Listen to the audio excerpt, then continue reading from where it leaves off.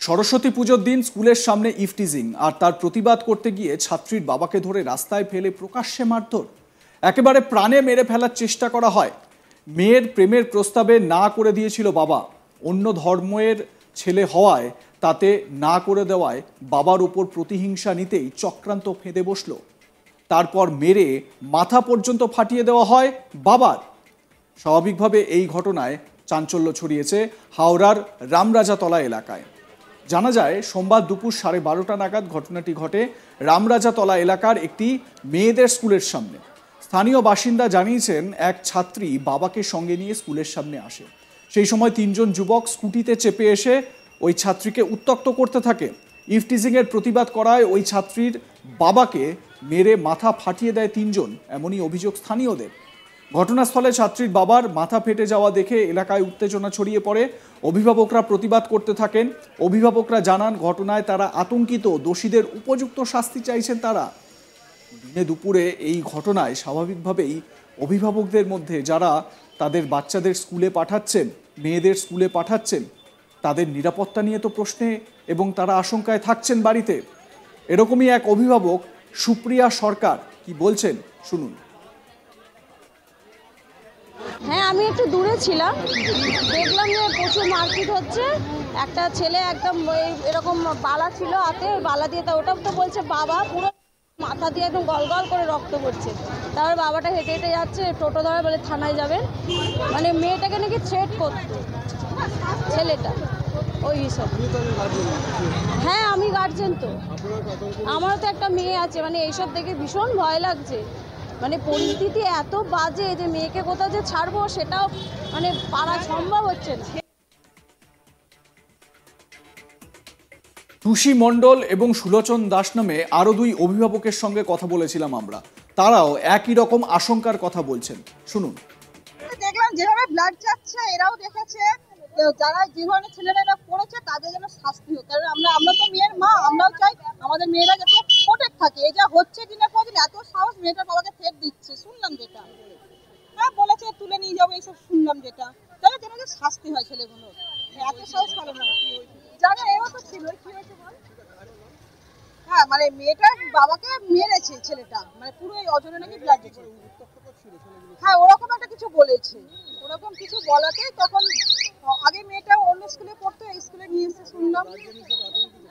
অবশ্যই আমরা তো মেয়ের মা, আমরাও তো চাই যাতে মেয়েরা বেরোবে, যেন প্রোটেক্ট থাকে, আমরা চাই এটা। ছাত্রী বলতে পারবো না, তবে ছাত্রীও কম বয়সী মেয়ে, ক্লাস করে, তো দাঁড়িয়েছিল বাবার সাথে, ওরা কন্টিনিউ লাগছিল, যার বিনিময়ে বাবা প্রোটেস্ট করতে বাবাকে 3 জন, তো বাবাকে রীতিমতো একটা লোহার বালা দিয়ে মেরেছে, মেরে মাথা ফাটিয়ে দিয়েছে। তারই বিনিময়ে প্রত্যেকটা মানুষ প্রোটেস্ট করেছে। ইফটিজিং একদম রাইট নাও, ইফটিজিং উত্ত্যক্ত করছিল, যার জন্যই আজকে এই ঘটনাটা ঘটেছে।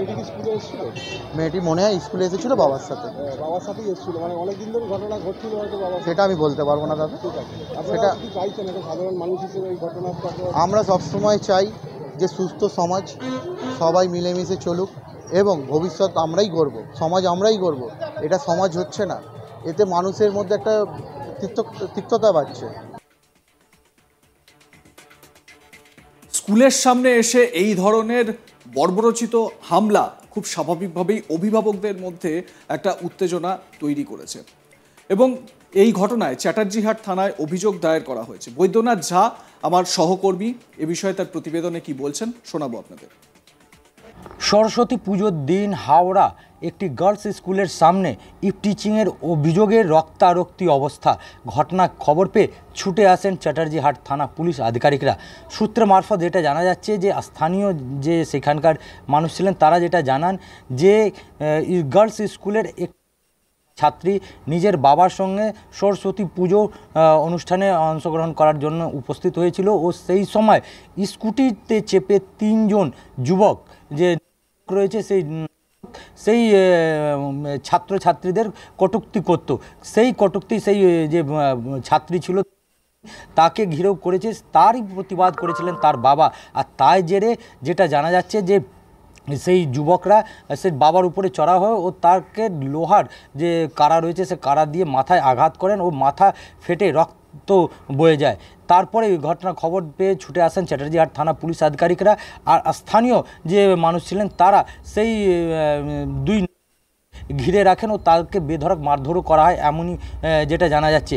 পরে এসে চ্যাটার্জিহাট থানা পুলিশ আধিকারিকরা ওই নিজের হেফাজতে নেয় ও রক্তাক্ত অবস্থা বাবাকে চিকিৎসার জন্য হাসপাতালে নিয়ে যাওয়া হয়। যেটা জানা যাচ্ছে যে বাবা সামনে মেয়েকে অসভ্য ভাষা কটূক্তি করছিল, তারই প্রতিবাদ জানিয়েছিলেন, তাই জেরে সেই তার বাবার উপরে চড়া হয় ও তার মাথায় আঘাত করে, যার ফলে তার মাথা ফেটে যায় ও রক্ত বয়ে যায়। স্থানীয় মানুষ যারা জানিয়েছেন যে এই ধরনের ঘটনা তারা তীব্র প্রতিবাদ জানাচ্ছেন।